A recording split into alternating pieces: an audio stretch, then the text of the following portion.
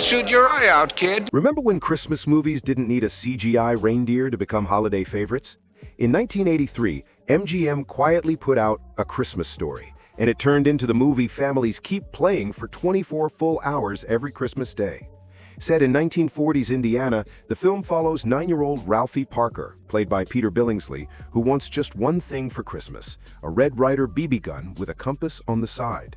The problem was every grown-up around him: his mom, played by Melinda Dillon, his teacher, and even Santa. During all this, Ralphie deals with Scut Farkas, the neighborhood bully with strange yellow eyes. Based on the real childhood memories of Jean Shepherd, who also narrates the whole movie, A Christmas Story turned normal kid problems into pure movie magic. Today, we've got 15 strange facts that will make you look at this Christmas classic in a totally different way. And trust us, you won't believe what they wasted the budget on for fact number 15. Now, before we begin, don't forget to hit like and subscribe. Now, let's start the countdown with number 1. The movie is basically Jean Shepherd's real childhood. Jean Shepherd didn't just narrate A Christmas Story, he took the movie's ideas straight from his own life in the 1940s. He turned his real neighbors, real problems, and real daydreams into the world of Ralphie Parker. Shepherd spent years telling funny, partly true stories on his late-night radio show, turning his 1940s Indiana childhood into comedy gold. Later, he put those stories into books like In God We Trust, All Others Pay Cash, which director Bob Clark loved so much, he said, "Let's just turn this into a movie."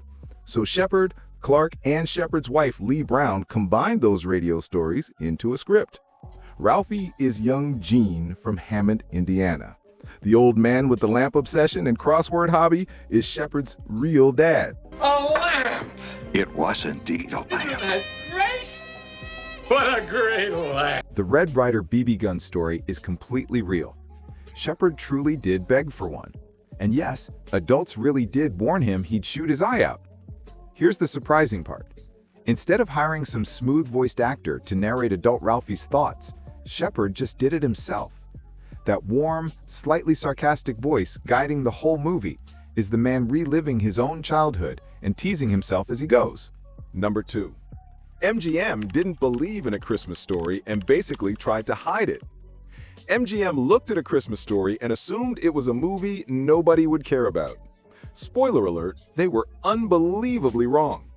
The studio gave Bob Clark a small $3.3 million budget, barely advertised the movie at all, and then, in a decision that still makes no sense, removed it from most theaters before Christmas even arrived. Yep, you actually couldn't watch the Christmas movie during Christmas. Someone actually got paid to make that decision, by the way. The theatrical run made around $20 million, which was decent enough, but not anything that would make MGM believe they had a huge holiday hit on their hands. So they just shrugged and moved on, thinking the movie would disappear like most medium-budget films. Now, here's where it gets interesting. When A Christmas Story finally landed on cable in the late 80s, it found the audience it was meant for. Merry Christmas. Turner Networks began their 24-hour Christmas Day marathons in the 90s. MGM had given A Christmas Story a week release and fast removal. Cable TV gave it fame. Talk about a Christmas miracle the studio never expected. Number 3. The Parker house was real, and a superfan actually bought it on eBay. The Parker family home wasn't a fake Hollywood set. It was a real 19th century house in Cleveland's Tremont neighborhood, with the perfect number of windows for showing off a major award. And in 2004, it got the most dedicated new owner possible. Brian Jones, a Navy veteran who already ran a business making replica leg lamps, saw the house for sale on eBay and thought, you know what, I should just buy the whole place. So he did, for $150,000. Then Jones went into complete superfan mode. He spent a few more $100,000 tearing out and rebuilding the inside so it matched the movie's Toronto sets. Every knob, every floorboard, carefully recreated. The house was sold. This place was completely renovated, and believe it or not, the house that you're seeing these scenes inside of was a condo, or duplex, I guess you could say. It was an upstairs and downstairs apartment. By 2006, he opened it as a Christmas Story house and museum, instantly making Cleveland a destination for nostalgic BB gun fans. Today, you can tour Ralphie's home, pose with the leg lamp, hide under the sink like Randy, and even spend the night in Ralphie's real bedroom. There's also a museum next door full of original props, plus a gift shop where you can buy your own fragile lamp to surprise your neighbors. In 2023, longtime worker Joshua Dickerson took over, making sure the legacy and that lamp's glow stay alive for many years. Number 4. Ralphie still has the bunny suit and the BB gun. Most child actors leave their movies with memories and maybe a signed poster. Peter Billingsley walked away from A Christmas Story with the ultimate Ralphie treasures. Aunt Clara had for years labored under the delusion that I was not only perpetually 4 years old, but also a girl. Here's the surprising part. Peter didn't save them himself. His mom did. While the studio treated these props like throwaway costume pieces, she wisely put them away, just in case this unusual little Christmas movie ever mattered to anyone. And it did. The bunny suit, that pink nightmare Aunt Clara forced him to wear, is still safely kept in Billingsley's personal collection. The Red Ryder BB gun, given to him by the producers, is there too. And yes, the cowboy costumes are still around, chaps and all. Sometimes Billingsley lends the items for anniversaries or museum exhibits, but most of the time, they stay safely stored. They are the ultimate souvenirs from a movie he filmed at age 12 that grew into a holiday classic. Number 5. Jack Nicholson almost played the old man. A Christmas Story feels real and down to earth because the parents actually looked like parents. That almost didn't happen. At one point, the studio wanted Jack Nicholson as the old man. Imagine Ralphie asking for a BB gun while Jack leans in with that "Here's Santa" grin. Merry Christmas, everyone. Nicholson reportedly loved Gene Shepard's stories and was even willing to take less money to do the movie. But Shepard, who narrated and co-wrote the film, knew that putting a Hollywood star into a nostalgic childhood story would ruin the feel. Instead of enjoying leg lamps and furnace battles, audiences would spend 2 hours waiting for Jack to lose it. So the role went to Darren McGavin, a seasoned actor who perfectly captured the everyday chaos, the muttering, the crossword puzzles, the war against the bumpus hounds. He didn't feel like a star. He felt like your dad. Close it up. Close it up. Can I try it out, Ma? Can I? Okay. Mrs. Parker was played by Melinda Dillon. Fresh from Close Encounters, she wasn't a big-name star, but she brought warmth, humor, and just the right energy without taking attention away. Casting 2 talented but not famous actors helped keep the movie relatable and timeless. Number 6. The leg lamp was custom built, and every single one got broken. The old man's major award, that shining beacon of questionable taste in the front window, didn't exist until the production team created it. Then they immediately destroyed each one. The lamp began as a memory from Gene Shepard, who remembered an old illuminated knee-high soda ad with a shapely leg. Production designer Reuben took that idea and made a gloriously tacky masterpiece. Fishnet stockings, gold fringe, and a lampshade that looked like it belonged in the world's tackiest speakeasy. Since nothing like it existed, the team hand-built several versions using fiberglass, breakaway glass, and a model's leg cast.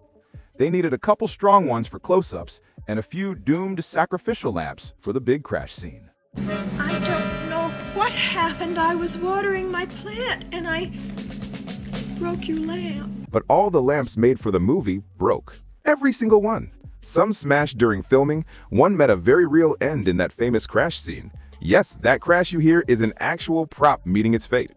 And the survivors didn't last past wrap. By the time filming finished, the world's supply of real movie leg lamps was 0. That's why fans today treat replicas like holy treasures. The ones at the A Christmas Story house aren't originals, just very good copies of a prop that couldn't survive its own movie. Number 7. Flick's tongue was held on by a suction tube. The scene with Flick is so realistic that it became a seasonal safety warning. Every winter, some kid somewhere tries to see if a frozen pole can really stick to their tongue. It can. But on set, it was all just movie magic. To keep young Scott Schwartz's tongue safe, the crew made a fake pole with a hidden suction tube. They drilled a tiny hole where his tongue would touch, hooked it to a vacuum motor hidden under the snow, and when the camera rolled, gentle suction held his tongue in place. No frostbite, no pain, just a dedicated kid actor and a surprisingly strong vacuum. Schwartz said he could pull his tongue off the pole the second they yelled cut, but the flailing arms and muffled stuck duck sounds were all acting. Really, really good acting. The scene was so realistic that kids everywhere tried it for real, causing actual stuck tongues every winter. Parents even called Schwartz, asking what their kids should do, as if he had some secret Hollywood way to free a tongue. So no, the filmmakers didn't hurt a child. They just made the perfect illusion and let the legend and the yearly tongue-sticking incidents live on forever. Number 8. Peter Billingsley beat 8,000 kids to become Ralphie. Getting the role of Ralphie meant competing with about 8,000 other kids. Director Bob Clark liked Peter from the start. The boy was already known from those messy Marvin Hershey syrup commercials and had even co-hosted Real People. Great taste of chocolate milk made with good old-fashioned Hershey's chocolate syrup. This is gonna be delicious. Sure looks good. Wait till you taste it. Clark thought Peter was perfect, maybe even too perfect, too obvious, too well-known. So naturally, Clark did what made sense. He auditioned kids from half the continent. Future stars like Will Wheaton and Sean Astin tried out too. Thousands of kids read lines, wore oversized glasses, and begged for BB guns. Clark spent months searching across the US and Canada, determined to find the ideal Ralphie. After all that, he chose the very first kid he had auditioned. No, I want an official red undercover knife and 200 jet range battle rifle. You'll shoot your eye out, kid. Billingsley walked in with that perfect mix of innocence and mischief and immediately owned the role. Clark later admitted he knew from the start 7,999 kids tried to grab the Red Ryder spotlight, but Peter Billingsley was always going to be the one wearing those oversized glasses and convincing generations that a BB gun was the ultimate Christmas gift. Now, before we move on, drop a comment and tell us if A Christmas Story is part of your family's holiday tradition. And be honest, have you ever tried sticking your tongue to a frozen pole? No judgment, we've all done it, or at least thought about it. Now let's move on to number 9. The Chinese restaurant scene was planned, but the chaos was completely real. The Parker family's Chinese restaurant Christmas dinner feels so spontaneous, you might think the cameras just caught chaos as it happened. Not exactly, but the filmmakers made it feel like the most wonderfully messy Christmas dinner ever. Director Bob Clark wanted a true, unfiltered reaction from Melinda Dillon, so he didn't give her the real script page for the roast duck surprise. She had no idea the bird would come out with its head still on. When she screams, "It's smiling at me," and starts crying laughing, that's not acting. That's Melinda Dillon realizing she's staring at a very real duck head. Clark wanted authenticity, and he got it. As for the famous far-a-raw moment, the mispronunciation was in the script, staying true to Gene Shepard's original story. But beyond that, there's no clear behind-the-scenes proof that anyone specifically coached or directed the waiter's delivery. What we do know is the actors performed it exactly as written, and their completely serious commitment is what makes it so unforgettable. The result is a scene that still feels loose, unpredictable, and instantly relatable, just like every family holiday meal that gets a little bit out of control. Number 10. Ralphie's soap scene came from real life, but the soap in his mouth didn't. Getting your mouth washed out with soap was a normal childhood punishment in the 1940s, and Gene Shepard knew it firsthand. The scene where Ralphie gets a bar of Lifebuoy shoved between his teeth came straight from Shepard's own childhood trouble. But Peter Billingsley didn't have to go through that. The filmmakers weren't going to hurt a 12-year-old for authenticity, so they made a bar out of wax instead of real soap. You ready to tell me? It was dyed and shaped to look just like Lifebuoy, but completely safe. So, while the punishment in the movie came straight from Gene Shepard's real childhood memories, the on-set version was pure movie magic. the safest, least soapy childhood trouble a kid actor could ever have. Number 11. Higbee's let them film as long as nothing inappropriate happened. Department stores were the heart of the Christmas world, full of lights, magic, and one slightly scary Santa. A Christmas Story captured that feeling perfectly because they filmed inside a real department store, Higbee's in downtown Cleveland. Getting permission to film there wasn't easy.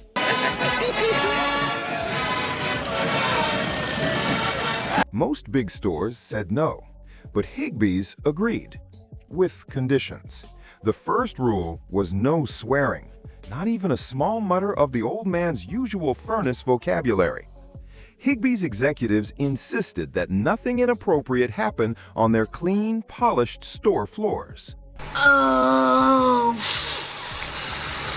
fudge. Filming also had to take place at odd hours, early mornings and late nights, so the crew wouldn't bother real Christmas shoppers trying to buy socks and fruitcakes in peace.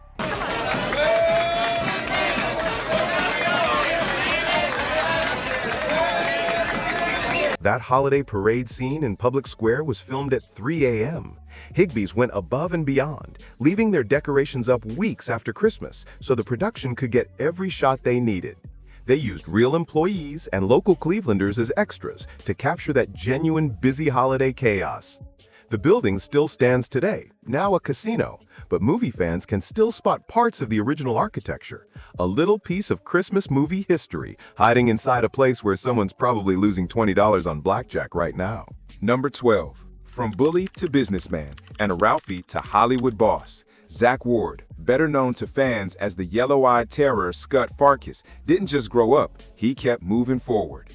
After A Christmas Story, Ward built a steady acting career with roles in Titus, Transformers, Resident Evil Apocalypse, Lost, and American Horror Story. But he didn't stop there. In 2014, he co-founded Grit Filmworks, a production company focused on genre storytelling. Then, in 2017, Ward became CEO of Global Sports Financial Exchange. All sports market is a stock market of sports team. It's a performance derivative, so when you buy shares in your favorite teams, they go up and they go down depending upon their performance. A startup blending fantasy sports with real-world investing. He even returned to the franchise that made him famous, playing a reformed Scot, now a small-town cop, in A Christmas Story Christmas. Meanwhile, Peter Billingsley, Ralphie himself, took a quieter but just as impressive path into Hollywood. After those oversized glasses, he moved behind the camera and teamed up with longtime friends Jon Favreau and Vince Vaughn. He produced Elf, Iron Man, The Breakup, Four Christmases, and Zathura. He directed Couples Retreat, earned an Emmy nomination for Dinner for Five, and in the ultimate full circle moment, co-wrote, co-produced, and starred as adult Ralphie in A Christmas Story Christmas. Mr. Ralph Parker speaking. Hi, Mom. Oh, okay, Mom. Scott became a CEO. Ralphie became a Hollywood mogul. Number 13. The director hid Easter eggs from his other movies all over the film. Bob Clark, who directed A Christmas Story, also directed Porky's, a raunchy teen comedy, and Black Christmas, a slasher about a killer terrorizing a sorority during the holidays. Same guy, and he couldn't resist sneaking little nods to his other films into Ralphie's world. First is the Porky's connection. That movie didn't just get referenced, it literally helped pay for A Christmas Story. The studio only greenlit the family film after Clark promised to direct Porky's 2, classic Hollywood leverage. In that sequel, sharp-eyed fans noticed a stage prop with a red shoe that looked like a cousin of the leg lamp. It wasn't the same prop, but it definitely had Clark's signature style.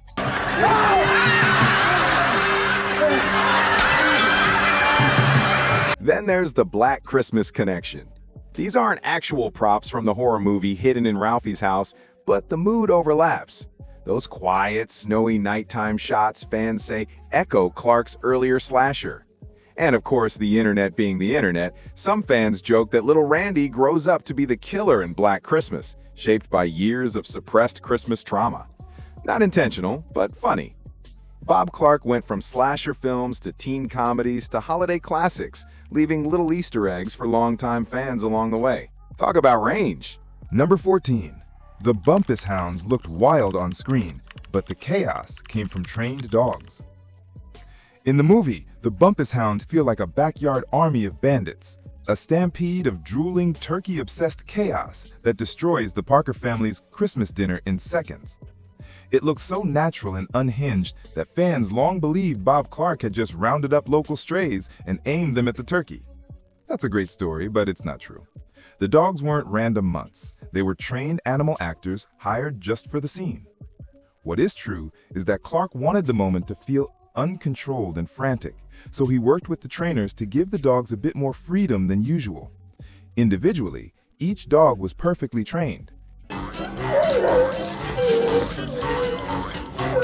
But once you put a pack of them together, told the trainers to loosen control, and place the big Christmas turkey in their path, you get the wonderfully chaotic stampede seen on screen. Furniture really did get bumped.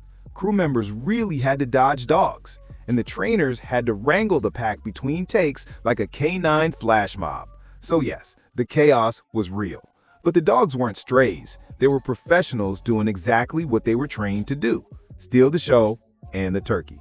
Number 15. The huge, expensive Flash Gordon scene got cut from the movie. Ralphie daydreamed about saving the world with his Red Ryder BB gun, but he almost went all the way to outer space. A Christmas Story originally had a full Flash Gordon fantasy sequence with villains, space rocks, and Ralphie blasting aliens. It was big, wild, and one of the priciest things they shot. The scene went like this. Ralphie flips through a Flash Gordon comic. Suddenly, he's on the planet Mongo. Ming the Merciless is about to destroy Earth. Flash Gordon is tied to something called a cobra tree. Then, bursting from a space bush, comes Ralphie in a shiny little spacesuit he later said made him self-conscious. With perfect kid hero aim, Ralphie fires at Ming's turbo xenon space balloon, which deflates with a wonderfully ridiculous sound effect. The cast compared it jokingly to a cartoon. You get the idea. Flash is saved, Earth is saved, and Ralphie is once again the coolest kid in the galaxy. So why haven't you seen it? The entire sequence got cut from the final movie. Here's the wild part. The scene ate up a huge chunk of the already tiny $3.3 million budget. The crew built a massive space rock world on a separate Toronto soundstage, a full sci-fi playground, only for it to never appear in theaters. The only sign it existed is that the actors who played Flash and Ming still appear in the end credits. Director Bob Clark wanted Ralphie's fantasies to feel as epic as the sci-fi classics kids loved, and he made that vision real even if audiences never saw it. There you have it, 15 weird facts about A Christmas Story. Which fact surprised you the most? Let us know in the comments. If you had fun, hit like and subscribe. It helps keep the leg lamps glowing every week.